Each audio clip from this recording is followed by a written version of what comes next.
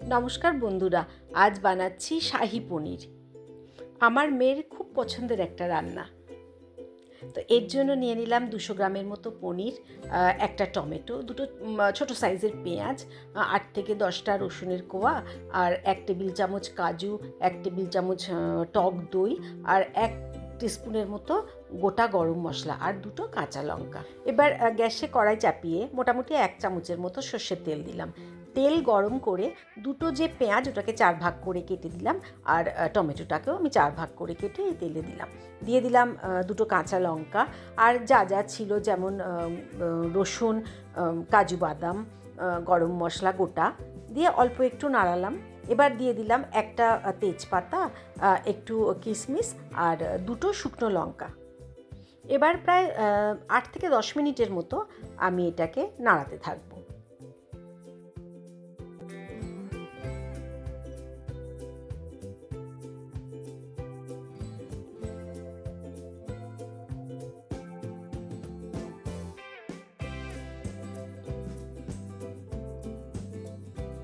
এবার পেঁয়াজের রঙটাও চেঞ্জ হয়েছে, আর টমেটোটাও প্রায় গলে গলে এসছে। এই অবস্থায় আমি একটা মিক্সিং জারের মধ্যে দিয়ে আমি ভালো করে পেস্ট করে নেব।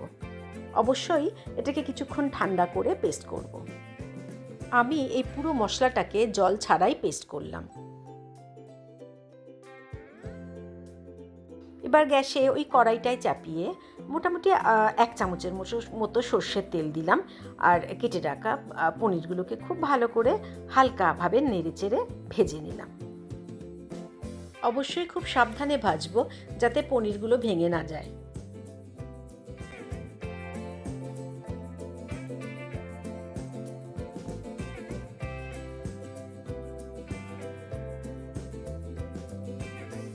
এবার ভেজে রাখা পনির তুলে কড়াটাকে আরেকবার পরিষ্কার করে গ্যাসে চাপাবো। আবারও কড়াতে 2 চামচের মতো সর্ষের তেল দিলাম। ফোড়নে দেব 1/2 চামচের মতো গোটা জিরে। অল্প নাড়াচাড়া করে মিক্সিতে যে পেস্ট করে রাখা মশলা পুরোটাই দিয়ে দেব।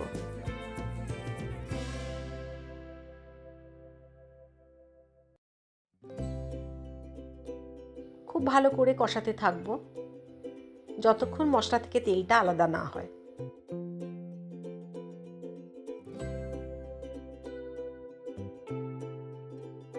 এবার এই মিশ্রণে দিয়ে দিলাম 1/2 চামচের মতো হলুদ, আর 1/2 চামচের মতো কাশ্মীরি রেড চিলি পাউডার।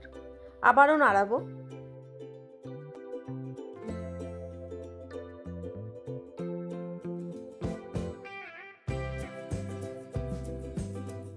এবার দিয়ে দিলাম টক দই, ফ্যাটানো টক দই, এই 1 টেবিল চামচের মতো টক দই। খুব ভালো করে এবার এটাকে মেশাতে থাকবো।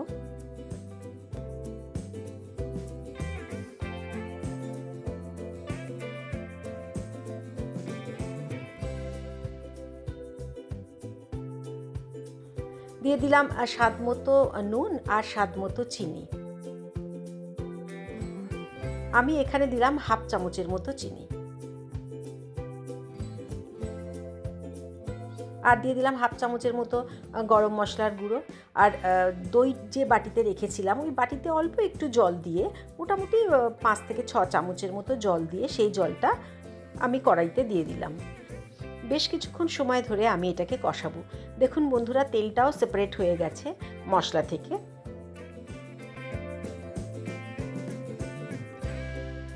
এই অবস্থায় আমি ভেজে রাখা পনিরগুলো দিয়ে দিলাম। খুব সাবধানে নাড়াতে থাকবো যাতে পনিরগুলো ভেঙে না যায়। এবার দিয়ে দিলাম প্রায় 1/2 কাপের মতো জল।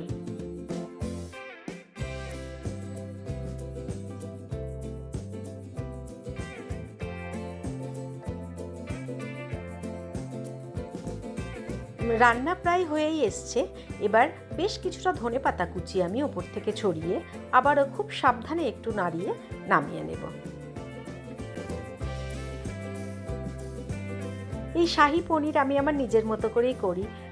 আমাদের বাড়ির তো সবার খুবই ভালো লাগে খেতে, বিশেষ করে আমার মেয়ের খুব পছন্দের একটা রান্না। বন্ধুরা প্লিজ বলবেন আজকের এই রান্নাটা কেমন লাগলো। ভালো লেগে থাকলে একটা লাইক রোজকারের মতো আশা করব। আর নতুন বন্ধুরা পছন্দ হলে প্লিজ আমার চ্যানেলটাকে একটু সাবস্ক্রাইব করবেন।